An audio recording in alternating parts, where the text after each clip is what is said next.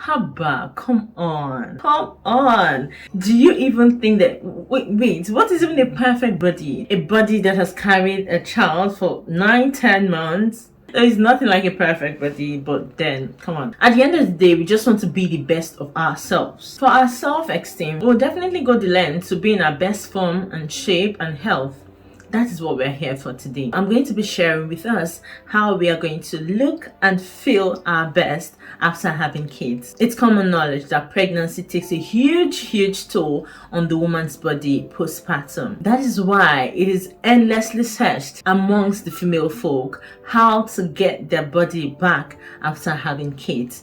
Not just their bodies, their self-esteem and self-love after having children. So in order to address this topic, we are going to be highlighting certain areas of concern and tackle them one after the other. So one of the most popular postpartum areas of concern is the tummy area, because obviously that is where it gets to stretch the most over this 9 to 10 months course. Then the boobs, and then the self-esteem, which in my own opinion is the most important. Now, if you do not already know, I am a mom to 3 children, 2 boys and 1 girl. On the day I posted my 6 weeks postpartum, my 6 weeks body postpartum, more like an update with my baby girl and myself. Ooh!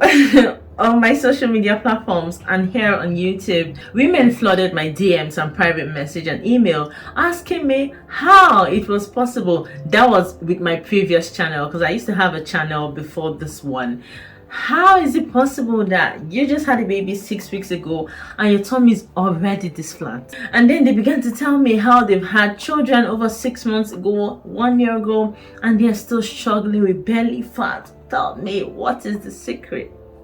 Look, there is no gimmicks involved. I'm not gonna come here and tell you there is one tummy shake or what is it called again, protein shake I took. But see, in terms of addressing postpartum tummy, it's very important for us to take note of things like genetics, body mass index, current body size, body fat distribution, our metabolic rate. All of these factors play a huge role as to what your tummy would look like postpartum. Not forgetting diastasis recti. If I'm going to have to go into details to explain fully what all of these things mean, it will take all of our time. But just to briefly touch upon it, the diastasis this is a mouthful. The diastasis recti is a situation in which the tummy muscles get to obviously expand as it should in order to accommodate the growing fetus in the tummy, to enable the baby stretch, as much as their little hands and legs want to. It happens to be that after these women have had their babies, there is this hole in their muscle that automatically increases some inches at the waistline. So normally if you used to be a 28 on your waist, you could be like a 33, 34, 35, depending on how wide the diastasis recti gap is. So now that's something to check. There are videos on the internet as to how to check it. The minimal ones are as wide as 2 fingers, and for some it goes up to 3, 4, 5 fingers, even the width of the hole. So for mine and some other women whom we fall under the same category, I didn't have diastasis recti. So at about a week postpartum, 2 of my fingers could pass through, and by now it's closed up. It's so closed up that 1 of my fingers might barely pass through. It's pertinent for us to know what the problem is before we can head over to the solution, which I believe will help reduce pressure, so you will not have to compare yourself much against other women, because now you understand your situation, you understand why things are working the way it is working with you. Another situation is your body fat distribution. Now, for everybody's body build-up, fat is distributed in different ways. Some people have more fat in their boob area, less fat in their bum area, more fat in their thigh area. Some have slimmer arms like me. So it depends on how fat is being distributed in your body. And for some persons it is their tummy. There are some people that no matter what they eat, their tummy remains flat. Both men and women. My dad is like that. No matter what my dad eats, my dad has a flat tummy. But I know women who've always had very flat tummies growing up, but after giving birth to children, it's a different ball game, which could be the situation of this diastasis recti I talked about. There are also factors like your current body size. Okay, you will not be like a certain size and expect your tummy to be flat. I do not think so. So these things work with your body size. If you happen to be slim and still find out, because there's this particular lady who told me she's slim, and I know she is slim. She even still looks slim now, but she's still struggling with the belly fat. Now in that kind of case, we are going to look at possible causes of that and probably find solution to it. And then the next area of concern, the boobs. Contrary to some popular beliefs that it's because of breastfeeding that the boobs sag, the reality or the truth of the matter is the fact that you get pregnant, your boob naturally is going to get engorged because it's going to produce milk. So whether you're going to breastfeed or not, your boob will definitely stretch out, and it is from that stretching that comes the sagging. Now, why you should not compare yourself with the next woman out there is we've got varying skin elasticity. Certain women have firmer skin layers around their boob area, whereas some other women have far thinner skin layers. But in general, we get to experience some level of stretchiness and sagginess postpartum, just like the tummy area as well, which I mentioned to myself that I was thinking, considering that I've got thin skin, I was thinking my tummy was gonna sag and stretch. I'll count myself lucky I did not experience any form of sagginess or stretchiness in my tummy area. So with the boob thing, with the boob stretch, we all have different body type and skin elasticity that we can help. And there is this thing called the Cooper's ligament. The Cooper's ligaments are those muscles in your breast that help keep it in place, help keep it firm and perky once pregnancy has occurred and it stretches out. Many times there is nothing a woman can do about it, because once the Cooper ligament has been detached, there is nothing you can do about it. You know what I'm saying? Now, the third area of concern that most women get to experience postpartum is the self-esteem, called self-love, which to me is primary, like it's key. Certain women tend to find that they do not find themselves as attractive anymore. They do not like what they see in the mirror. And some of them tend to think that their partners might not find them attractive anymore. In my own opinion, I think that's just sick. If a person has had a child with you and for whatever reason they begin to see you less, that speaks volumes of their character and leave a huge question on their integrity, if you ask me. Now let's discuss some solutions and the way forward to help give us some nice body postpartum. My first recommendation would be give your body at least 1 year postpartum. For certain women like me, it takes us about 10 months before our cycle returns, and usually normally when you've had a baby, there tends to be some leftover of blood clots and so many other things from having the baby, from carrying this pregnancy, which could still be deposited in your body, which over time, from your menstrual flow and stuff, those bloods will gradually shed out with your monthly menstrual flow. I for one, I know my body, and I know that my tummy will still get as flatter as possible as the day goes by, back to what it used to be back in the days. I used to be a 26-27 inch on my waist. Currently I'm about 28, but by the time my cycle returns, it likely will go down to 26, because I will, over the course of months, shed off all of those postpartum blood left over. That's still what I'm going to tell you. Give your body some time to be able to recover. It takes most women in general about 10 months, there about 10 to 1 year,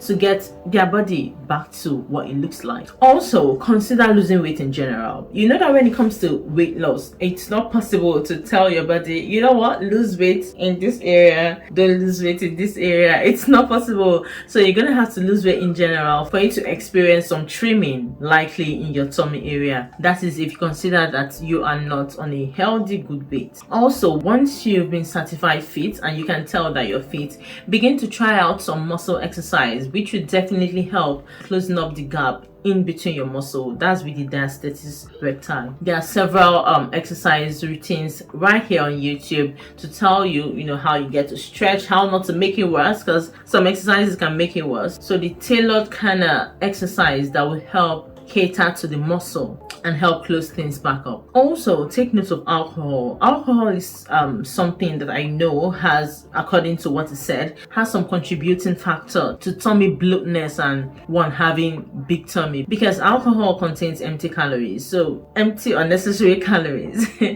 Excessive of it has been said to likely lead to protruding tummy and bloatness. Something else that I know for sure, speaking from experience, will help in shedding some belly fat is to avoid as much as possible foods high in carbohydrates at night. Was to break down at night, and remember, at night your body gets to work less. Part of the ways I balance these things out is like, okay, right now I have to have this fruit salad. I'm having this watermelon mixed with some other fruits because I ate I had a very heavy bowl of rice. Not, did I say a bowl? A basket, a basin full of rice last night as late as 1 a.m. So in order to make up for it, I'm having this fruit. Right, it's about 1:15 now.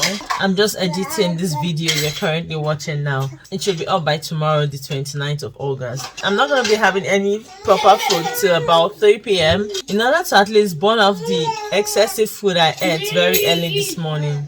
So it's all about balance, because it takes the body longer to digest carbohydrate, to break it down. So apparently, check it out, if you consecutively load on carb, the kind of food that your body struggles to break down at night, and remember, at night your body gets to work less, all of these things get to build up and pile up and store up in your tummy, in the gut area. Then over time you find that you are slim in your body, but your tummy area is just big. It's mainly because of the accumulation of stored glucose in your gut area. And the thing about tummy binders postpartum, like, I personally do not bind my tummy, because I really don't think it does that much. The thing about tummy binders is, if you do not do what you should do, like follow practices like avoiding unnecessary late night eating for two, and so many of those myths they tell you in breastfeeding, tummy binders won't work. I mean, protein shake and teas would just not work. All of these good practices need to work hand in hand and be put right in place. For the boobs, once the Cooper's ligament has been detached, like no longer in place, there is nothing we can do about it except surgery. It's just nature. It's just nature taking its course, as well as the tummy. Surgery is another very, very good option to get things back in place. It's called mommy makeover, and I'm one person who's all for it. Go ahead, fix your tummy, whatever part of your body you feel pregnancy has taken a huge toll on, and support to use medical knowledge to get it fixed back. I mean, why not? And then the last one, which I consider the most important one, your self-esteem. Look, I'm going to tell you something. Your body did a huge work. Like, your body was a creation mechanism. You know what that means? Your body birthed a whole human being, carried a whole human being for up to 1 year, and after 1 year, nurture this human being. So cut your body some slack, show your body some love, and remember, your children absolutely adore the body that carried them. So just thinking about that alone should take your self-love to at least 90%. Then you've got just 10% to work on, and that is you loving yourself right back. Look yourself in the mirror, cut yourself some slack, thumbs up your body, because it did a huge job in bringing a whole human being. Probably even had two children, or 3 or 4, or whatever the case may be. So the fact that your children absolutely adore your body should give you a boost. No one else matters, nothing else matters. Wear the right clothes, wear the right fitting clothes. Look at what I'm wearing, for example. If my tummy is big in here, you wouldn't know. If my boobs are not standing in here, plus we have very nice bras out in the market. So dress good, pack your hair, smile. If you like to wear some makeup, put on some makeup, liven up, cheer up, and you'll find a self-love somewhere creeping in. You're gonna look in your mirror, you're gonna look in the mirror, and girl, you're gonna appreciate yourself. Okay, enough said. You can check out this video right here on how I customize regular meals for weight loss, which I think will be very helpful, and this one right here for when I have put on belly fat and I need to get things back to pink. See you.